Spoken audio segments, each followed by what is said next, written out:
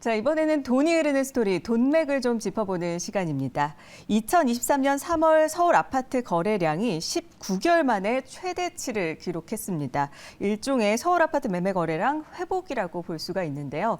2021년 8월 이후 거래 건수가 가장 많은 것이라고 볼 수가 있습니다. 정부가 1.3 대책을 통해서 각종 규제를 풀어주면서 서울 아파트 이 부동산 시장이 회복세에 접어든 것으로 볼 수가 있고, 또 서울은 수요 대비 공급이 부족한 만큼 회복 분위기가 당분간 이어질 수 있다, 이런 전망들이 나오고 있습니다. 이런 훈풍이 부는 가운데 이럴 때 아파트 매매 거래 어떻게 하면 비과세가 될 수 있는지, 특히 비과세 여부를 판단하는 것이 핵심인데요. 오늘 비과세를 어떻게 제대로 받을 수 있을지 이장원 세무사와 함께 자세히 살펴보도록 하겠습니다. 안녕하세요. 네, 반갑습니다. 네, 먼저 가장 간단한 1세대 1주택, 여기에 대해서부터 시작을 하면 좋겠는데, 1세대 1주택의 비과세 경우는 어떤 걸까요? 우선은 이제 국민 세테크의 정말 가장 기초 지식이라고 생각을 하시면 되기 때문에 네. 1세대 1주택은 주택을 소유하신 분들은 무조건 알고 계셔야 됩니다. 이 거주자인 1세대를 기준으로 1주택을 보유하고 있고 보유 기간이 2년 이상인 경우, 그리고 이 취득 당시에, 주택을 취득할 당시에 조정 대상 지역이었다면 2년 이상의 거주 여건도 추가로 충족을 하셔야 됩니다. 네. 그래서 이 주택 가격이 매매 가격, 양도가액이 12억 원을 초과하는 경우에는 초과분에 대해서만 세금이 발생하고 12억 원까지는 비과세, 말 그대로 세금이 0원 발생하는 상황입니다. 그렇군요. 그렇다면 이 세대 구성은 어떻게 되는 건지, 이 세대 구성 요소 중에 일정 소득 요건을 갖춰야 되는 게 아닌지, 중위 소득이 어느 정도인 건가요? 우선 첫 번째로 가장 이슈가 되는 거는 아까 말씀드렸던 거주자 요건부터 간단히 설명드리면, 거주자 같은 경우는 이제 세법에서는 국적을 따지진 않습니다. 네. 국적을 따지지 않고 한국에서 이제 주소가 있거나 183일 이상 경제적 활동이나 거소가 있는 경우를 말하고, 그러게 세대 구성원을 따지게 될 때는 이 가장 이슈가 되는 건 뭐냐면, 주택이 있는 자녀가 30살 미만인데 외부에서 혼자 살고 있다. 그럼 이 자녀의 주택수를 내 주택수에 합쳐야 되는가, 말아야 되는가, 이 부분에 대해서 가장 이슈가 되는데요. 네. 세 가지 요건 중에 하나만 충족하면 세대 구성원의 별도 세대 구성원이라고 볼 수가 있습니다. 첫 번째로는 혼인하여 배우자가 있을 경우, 그다음에 두 번째로는 만 30세 이상인 경우, 그다음에 세 번째로는 기준 중위소득이 40% 이상의 요건을 갖춘 경우입니다. 그래서 이 30세 이하인데 본인이 독립을 한 다음에 혼자 소득을 벌고 있다라고 하면 그 소득의 기준이 일정 금액 이상이면 별도로 세대 구성원입니다. 그렇기 때문에 아들의 주택 아니면 딸의 주택은 부모님의 주택을 양도할 때 카운팅이 되지 않습니다라고 하는 겁니다. 그러면 이제 기준 중위소득이 어떻게 되느냐라고 여쭤보실 수 있는데, 네. 1인 기준으로 2023년 기준이 207만 원 정도 되기 때문에 이에 40% 정도면 83만 원 정도. 그다음에 2인 가구일 때 345만 원이기 때문에 80% 정도면 한 138만 원 정도의 소득을 벌면 말 그대로 자녀가 독립된 세대를 구성하고 있구나라고 확인할 수 있습니다. 네, 그렇군요. 독립된 세대로 1세대 1주택, 그래서 비과세가 될 수 있는 거군요. 네, 맞습니다. 네, 실거주 의무를 확인할 때는 어떤 서류로 증명을 할 수가 있나요? 우리가 가장 대표적인 걸로는 주민등록 초본, 거기서 이제 전 주소지를 포함해서 이제 출력을 하게 되면 언제 전입을 했고 언제 전출을 했는지 그 기록들이 전부 다 나와 있습니다. 그렇기 때문에 그걸 통해서 2년 거주를 했구나라는 걸 확정 지을 수 있는 거죠. 하지만 이제 세법은 사실 실질과세라는 원칙을 합니다. 이 사람이 여기 주소만 둔 거 아니냐. 실질적으로는 이제 직장은 강남이고 본인이 사는 그 거주를 했다라고 주장하는 데는 의정부일 수도 있는데, 네. 그 거리가 아주 길기 때문에 이걸 실질적으로 입증해봐라라고 할 수도 있습니다.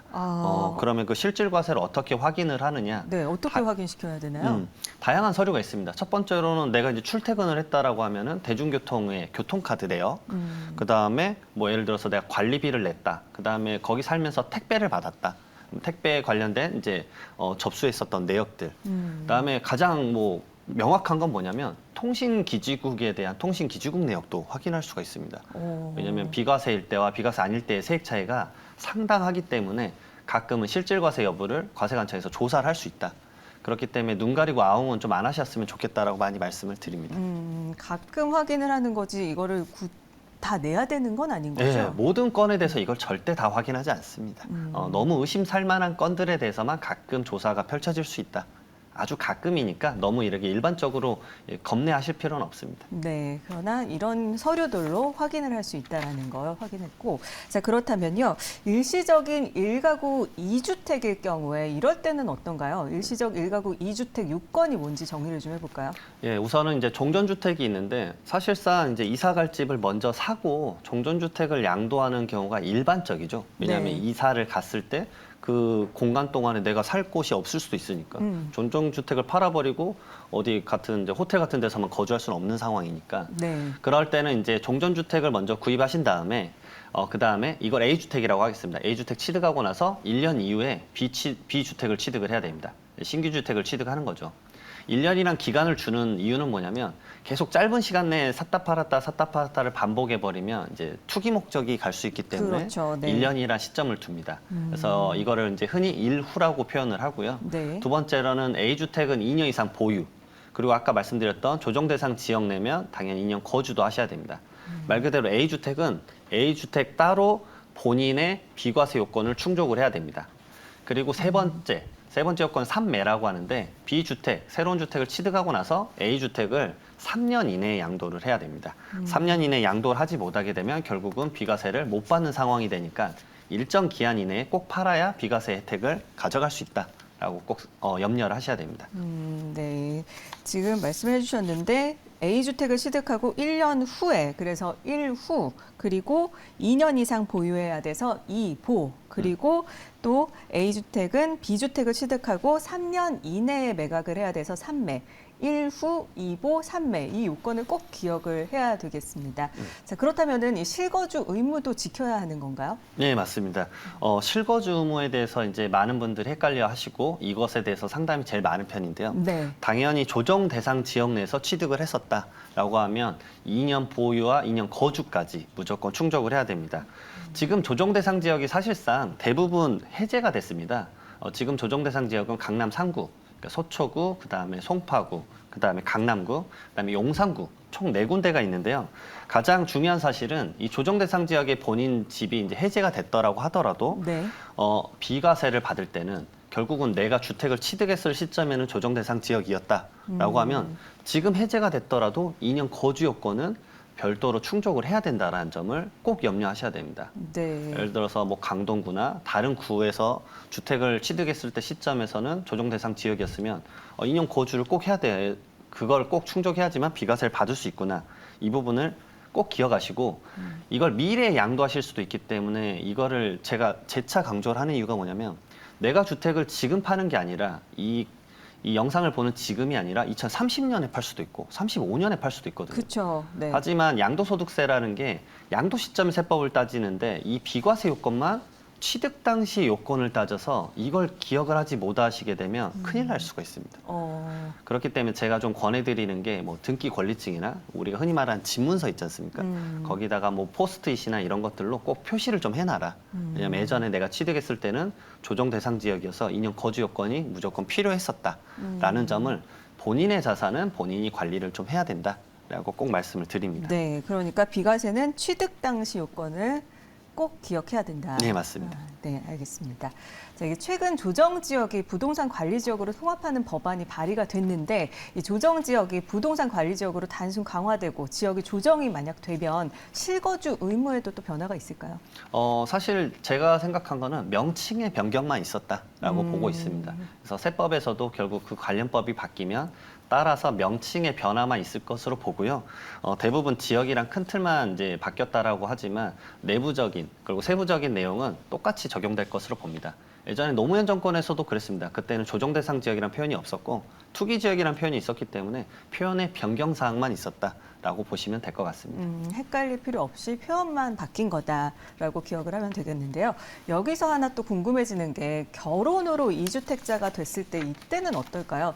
둘 다 세대 요건을 가지고 있는 경우에는 어떻게 해야 되는지 2주택으로 되는 건지 비과세를 할 수 있는 건지 많이들 물어보십니다. 네. 근데 당연히 비과세가 가능하고요. 네. 왜냐하면 이걸 만약에 남편이 한 주택이 있었고 예비 부인이 한 주택이 있었는데 둘이 세대가 합쳐짐으로 인해서 2주택이 됐으니까 비과세가 인제는 안 됩니다라고 해버리면 지금 가뜩이나 이제 출산율이나 이 결혼율이 저조한 상황에서 정말 그거는 제재하는 요건이 돼버리기 네, 때문에 결혼하지 말아야 될 맞습니다. 요건이 될 수도 있고요. 절대 네. 그런 일은 발생하지 않고요.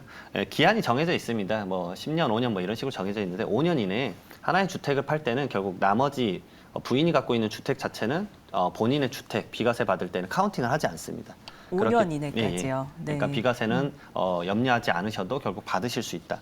그리고 그러면 이제 혼인 합가에 따른 이제 비과세라고 하는데 혼인 네. 합가일은 언제냐라고 많이들 물어보세요. 그러면 네. 그 날짜는 말 그대로 법률혼이 신고된 날짜라고 보시면 됩니다. 네, 그렇군요. 그래서 비과세 대상이 될 수 있다라는 거 기억하면 좋겠고, 그리고 1세대 1주택 비과세, 이 일시적 2주택자 비과세에 대한 핵심 포인트를 좀 이 1후 그리고 2보 3매 정리를 해주신 것처럼 이렇게 좀 알기 쉽게 편안하게 정리를 잘 기억할 수 있게 정리를 해주신다면 어떤 것들이 있을까요? 우선은 항상 내 주택 자체가 비과세 요건이 충족한지를 먼저 따져보셔야 돼요. 네. 그 다음에 주택 수가 하나 더 추가됐을 때 추가적인 요건이 더 생기는구나. 이걸 뭐 기한 내에 팔아야 되네 말아야 되네 이 기간에 대해서 꼭 이 세법에 대한 개정사항들을 쭉 따라가셨으면 좋겠습니다. 네. 왜냐하면 세법의 개정사항을 왜 따라가라라고 말을 하냐면 양도소득세 같은 경우는 결국 양도 시점의 세법으로 따지기 때문에 그렇습니다. 네. 과거의 선례를 좀 말씀을 드리면 방금 일시적 1세대 2주택처럼 조정대상 지역에 한 주택 있고 또 조정대상 지역에 한 주택이 있었으면 사실 이 비과세를 받을 수 있는 기간이 3년 이내 양도가 아니라 이게 2년일 때도 있었고 1년일 때도 있었습니다. 그 네. 1년일 때는 실거주도 1년 이내 해야 되고 그러게 요건이 엄격했었거든요. 네. 하지만 지금 주택시장 같은 경우는 약간 이제 조정과 하향을 좀 겪었었고 그 다음에 일삼대책 때 이게 나왔었죠. 결국은 약간 주택시장의 활성화를 좀 원활하게 해야 되겠다라고 해서 다시 2년으로 바뀌고 다시 3년으로 늘어난 케이스입니다. 네. 그리고 주택과 주택에 대해서만 제가 지금 말씀을 드렸지만 이 주택을 종전주택이 있었고 이게 입주권이나 분양권의 상황인 경우에도 어떻게 달라지나요? 똑같습니다. 어. 종전주택을 3년 이내에 팔거나 아니면 네. 3년 이후에 팔아도 일정 요건을 충족을 하게 되면 또 비과세가 되는 것도 있긴 합니다. 네. 물론 그 부분에 대해서는 다음 시간에 한번 또 다뤄볼 텐데 네, 그래도 어. 정리를 해주시면 3년 이내에 팔게 되면 똑같이 비과세가 가능하고요. 네. 여기 그것만 좀 말씀을 드리자면 여기도 2년의 요건이 있었습니다. 근데 전부 다 이거를 3년으로 다 통일해 줬습니다. 네. 왜냐하면 3년에 통일을 해준 이유는 보도자료에도 나와 있지만 간단합니다. 주택시장이 너무 활성화돼 있지 않은데 제발 시장에 매물을 좀 내놓으십시오. 왜냐하면 시장에서 비과세를 받을 수 있는 기간을 늘려주겠습니다. 그러니까 본인에게 혜택에 대한 제재가 없기 때문에 시장에 내내서 주택시장 활성화를 좀 꿈꿔주십시오라고 하는 겁니다. 근데 제가 이제 양도소득세 50년 역사를 아는데 네. 그러면 이렇게 생각을 하세요. 3년 늘어났으니까 1년이란 기간을 내가 벌었다라고 해서 시장에 매물 다시 걷어들이는 분도 있으세요. 아. 근데 그걸 권하지 않는 이유가 뭐냐면 4년으로 늘어날까라는 생각 때문에 또 하시거든요, 사실은. 네. 근데 과거 50년 역사 동안 양도소득세가 비과세가 4년인 적은 없었어요. 결국 3년이 맥스였기 때문에 3년 이내 본인이 이거를 팔았을 때 비과세 혜택과 근데 3년 이내 내가 못 팔아버렸다라고 하면 나오는 세금의 차이를 보시고 적정히 매도가를 조절하신 다음에 비과세 혜택을 가져가시는 게 훨씬 더 유리하실 겁니다. 네. 예를 들어서 12억에 양도를 한다. 비과세면 세금이 0원이지만 비과세를 3년을 기간을 놓쳐서 못 팔아버렸다라고 했을 때 세금이 2억 원이 나온다라고 하면 결국은 내가 가져가는 세후 이익은 10억이기 때문에 네. 그럴 거면 매매 가격을 뭐 5천만 원 정도 조정을 해서 결국은 비과세를 받아서 11억 5천을 가져가는 게 나에게 더 큰 혜택이 될 수도 있거든요. 네. 꼭 이런 것들을 시뮬레이션을 해보고 결정을 하셨으면 좋겠습니다. 네, 정말 비과세를 받을 수 있을 때와 받지 못할 때를 잘 세액을 비교해서 챙기도록 해야겠습니다. 자, 오늘 돈이 흐르는 스토리에서는요, 이 비과세 요건 그리고 세금 신고 의무가 발생하는 비과세 특정 경우에 대해서 이장원 세무사와 함께 자세히 살펴봤습니다. 오늘 말씀 고맙습니다. 네.